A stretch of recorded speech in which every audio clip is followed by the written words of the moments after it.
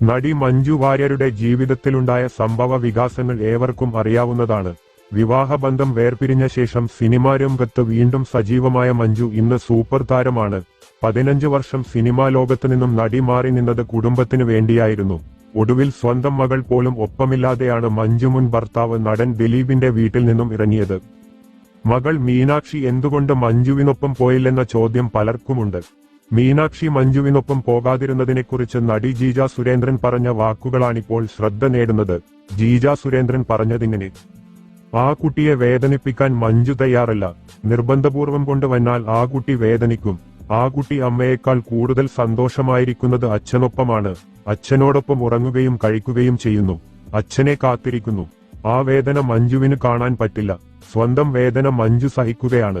ബുദ്ധിപൂർവം വളരുമ്പോൾ ആ കുട്ടി ചിന്തിക്കും. മഞ്ജു ഒരു അഭിമുഖത്തിൽ ഞാൻ ഡാൻസ് ചെയ്യുമോ എന്ന് പോലും എന്റെ മോൾക്ക് അറിയില്ല എന്ന് പറഞ്ഞിരുന്നു. ഇപ്പോഴാണ് മഞ്ജുവിന്റെ കഴിവ് കുട്ടി അറിയുന്നത്.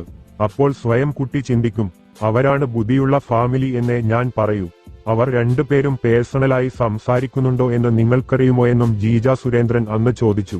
ഒരു യൂട്യൂബ് ചാനലിൽ സംസാരിക്കുകയായിരുന്നു ജീജ.